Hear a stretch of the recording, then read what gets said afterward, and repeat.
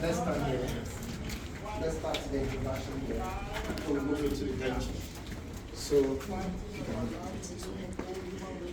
So my name is Mark Tete. I am the tour guide. We are doing a walking tour. It's taking us about 1 hour. So we are going to walk. And on the tour, pictures are free. You can ask questions. Comments are equally welcome. So after a quick introduction, we will move straight to the dungeon to see where British kept about 1,000 captives. Here's the entrance to the place. We come out to the yard and talk about some graves. Then move to the female dungeon. Then to the door of no return. Hey, however, I promise you, today we shall return. So don't panic at all. If we do that, we will have ourselves condemned in a cell. And God willing, we survive the condemnation. We still have some strength and time. Then stay right there, shall you're go good. upstairs briefly to see the rest of the British. So basically, we're walking. So first question, who built this dungeon? Yes, that is what I'm coming to start with. I'll give an introduction to tell you what that's.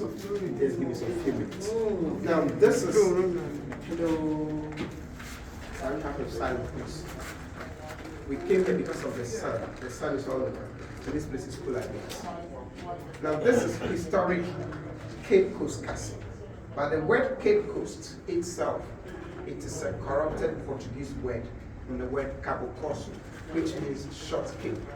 And that was corrupted into Cape Coast by the British. And this is the youngest and the last castle in Ghana. Ghana, we have 3 castles and several of the forts along the coast that were built by Europeans.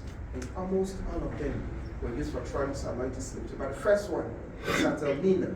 That was built around 1482 by Portuguese. We have one in Accra.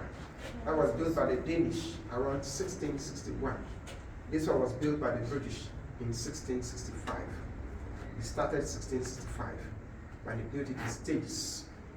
And this one was built at the time transatlantic slavery started in Africa for close to 200 years.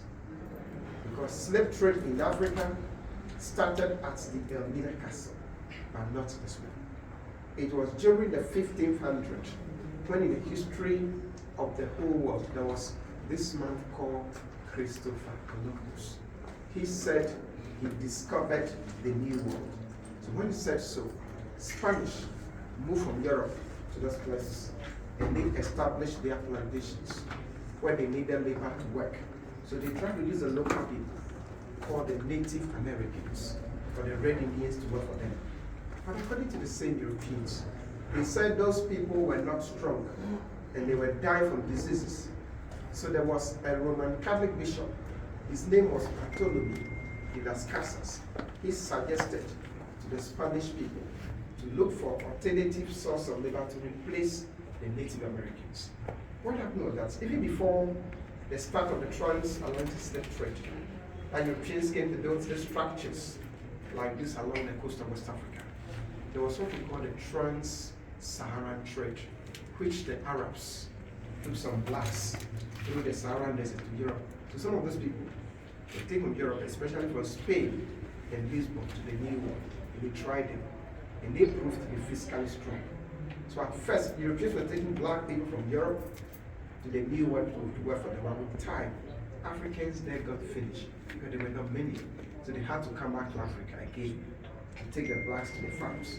And that was the time Portuguese built Elmina Castle, which is not far from here.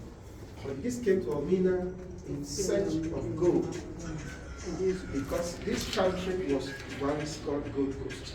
So gold brought with it. So Portuguese were at Elmina, trading in gold, were given a license by the Spanish called the ASEAN to legally transport African from Elmina to the New World. So the whole of West Africa, Portuguese started this trade. They were there for 150 years, buying and selling our people. And Dutch attacked them somewhere 1637, they defeated them. So Dutch were at Elmina for about 15 years before British came here. And when British got here in 1664, Dutch were at Elmina, occupied this land. You're welcome. Join the group. Come down. Good morning. Yes. So that's why Taormina occupied this land. So British fought Dutch people. 1664, they defeated them. Remember, 1664 was the same year a state in North America called New York, then New Amsterdam, changed hands from the Dutch to British. The same day British defeated the Dutch in France. When the British defeated the Dutch, they actually started the construction. The construction went through stages, went through demolition, addition, demolition. They built it in about 100 years period using black people. And when they designed it, they died just like those had 1,300 enslaved Africans at one time. Men were here, 1,000. That's against 300 at the other side. They stayed in this dungeon 2 weeks to 3 months. All depends on the availability of British ships. But 1807, British then came out with a law, said they stopped slave trade. 1814, that was the same thing. But from then to 1860, Africa, slave trade did not stop. It's continued for 40 years and over. So 1860, this trade stopped. The British was building again as a colonial administrative center. Not only Ghana, British colonial police building, but other English colonies in West Africa, like Nigeria, Sierra Leone. This structure served as their headquarters. The British were here up to the time we gained our independence on the March 6th, 1927. And we can't move the British out of the castle. So the castle, 1665, that British started the construction using black people. So now it's 357 years old. That is the age of this one. Taormina, the first is about 540 years old. Now before British built the castle in 1665, surprisingly, this land changed hands among several Europeans. Portuguese who built Taormina Castle, they occupied this land first. When they were at Taormina, they were here, but they didn't build any permanent structure. When the Dutch defeated at Taormina, they abandoned this land. But in 1664, Swedish came from Europe to build a permanent structure. They called that Fort Karlonesberg. They were buying and selling gold. So they had enough to left. Later, Danish came. When the Danes were here, Dutch attacked them. So the Danes were defeated. The Danes went to build Sekas in Accra. So when Dutch thought they conquered everybody, 1664 British attacked Dutch people. When the British defeated the Dutch and they built the castle, they knew other Europeans would come to fight them. So when you were taking the picture, you might have some cannons there. They brought those cannons for defense. That was why they stayed here for 200 years and nobody defeated them. Then they built the structure using bricks like this. This was original construction. They brought all these bricks from England.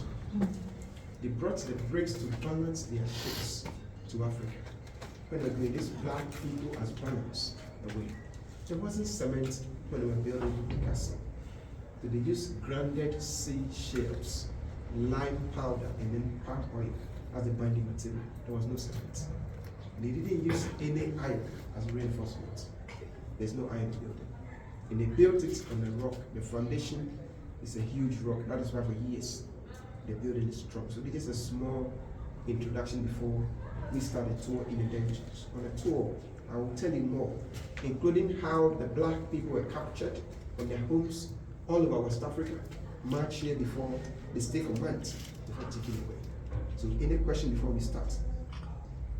All right, if no question, as we go to the dungeons, it's a gentle slope as we say it now. So don't go closer to the wall. Please use the middle. The middle is the safest place. So all of you get closer to the middle. Let's go to the dungeons. All right.